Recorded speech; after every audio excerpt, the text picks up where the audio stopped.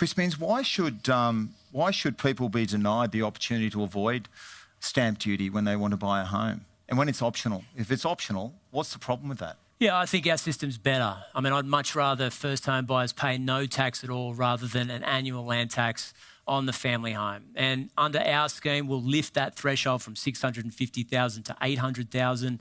Many properties in New South Wales are available for first home buyers under that amount. We'll have a reduced amount from $800,000 to $1 million. One thing that's underappreciated with the Premier scheme is it's very expensive to the New South Wales budget. There's not a lot of homes that are under $1 million. Yeah, well, 2/3 of homes in Western Sydney available to first home buyers are under $1 million. It's a first home. It gets you on the property ladder. We believe it's affordable and achievable. And Ben, one of the things that I think is underappreciated by the Premier's plan is it's very expensive. And we can actually eliminate stamp duty for many, many first home buyers in New South Wales as a result of taking that money and better applying it. 95% first home buyers will pay no stamp duty or a reduced amount under Labor, rather than the Premier's plan, which will see you pay an annual fee to the New South Wales government. And if you look at many people... You're shaking your head? Well, it's the same old way of doing... Why don't I finish? All right. So you'll see a lot of people who are concerned about land tax rates at the moment. And my big concern about a land tax on the family home, something that we've never had in New South Wales before, is it's levied against the property value, but you pay it out of your pocket. Now, wages have remained flat or stagnant for a decade. Housing has doubled over that period of time. So what looks attractive in year one, by 10 years in, may be a real burden for first home buyers. And surely, given the expense of the Premier's plan, it's better to have people paying no stamp duty rather than an annual land tax to Dominic Perrottet. The best way to grow family wealth is to help people buy their first home. And what we've seen over generations is younger people today finding it incredibly hard to get their keys to the Great Australian Dream. And we need to shake things up, new ways of doing things, not just the old tired concessions, because they clearly haven't worked. They clearly haven't worked because we have one of the lowest proportions of home ownership with young people today than ever before in our state and country's history. Now, looking at new ways of doing things, this idea that paying an annual amount, and we're providing choice, which is very clear, that it's problematic. Well, firstly, I'd say on that, we do that with council rates. It's not unique, we do it with council rates.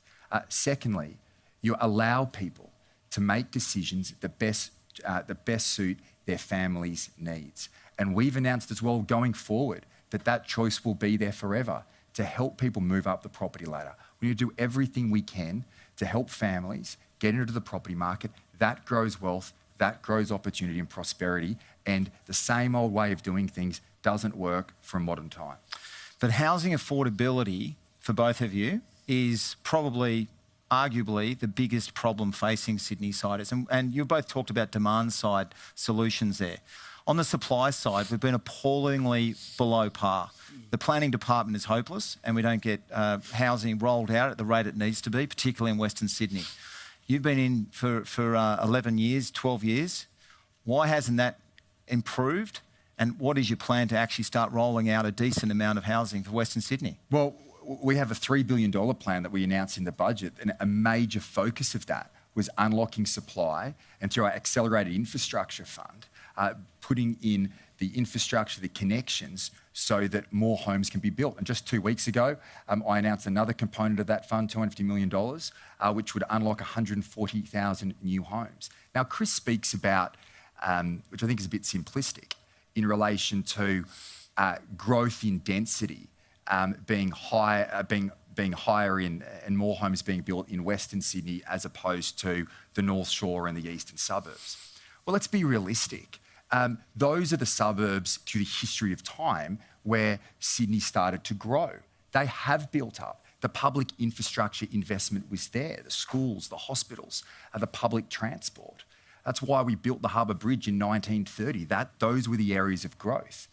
But if you look to the future and you have the vision about where our city is going to grow, that next area of growth is out at the new airport.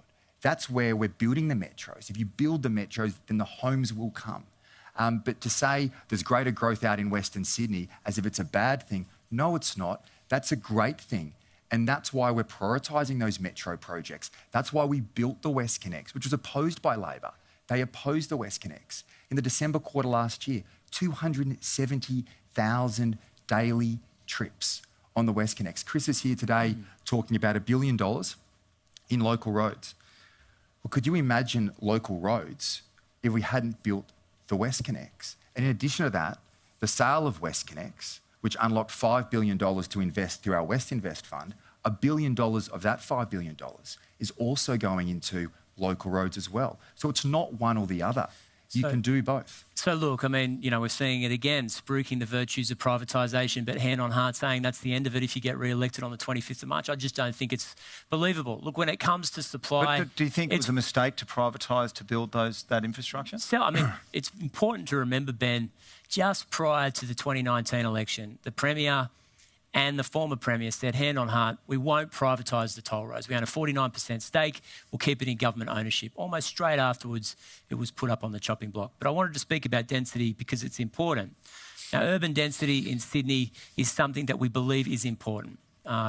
Approvals for apartments at their lowest point since 2014. And the real challenge for the Liberals in government is that they don't want to do urban density because of the challenge from the Teals. And as a result, the major growth for communities is in Western Sydney. Without the infrastructure in place, without the social infrastructure in place to get around town, to see their families, to make sure that they've got quick connections to work. And we're being honest about how we think Sydney should grow into the future. Now, that includes changes to rental policies in New South Wales. We want to put a rental commissioner in place. We want to make sure we've got a portable bond scheme. We want to end secret rent bidding in the state. But it's also, when it comes to government land, ensuring that 30% is available for affordable, inclusive and social housing. Now, these are not easy things to do.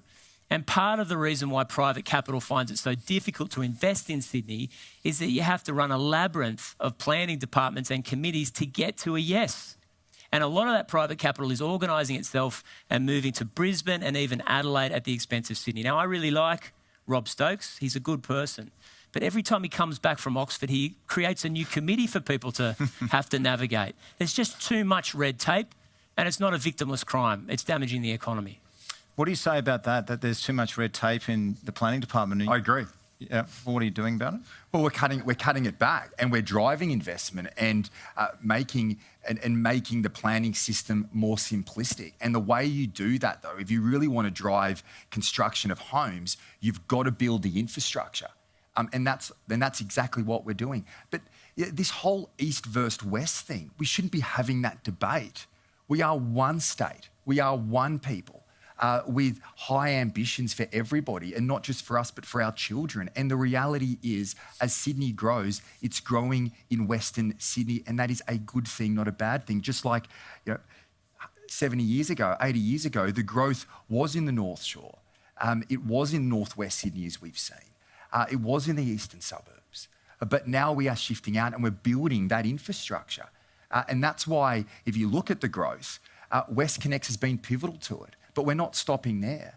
I mean, if you look at the Rozelle interchange soon to be constructed, I was up with Chris in Lismore the other day, and flying back yesterday into Sydney Airport, driving through and seeing the gateway under construction, jumping into the M4, M8 tunnels, which are transformational.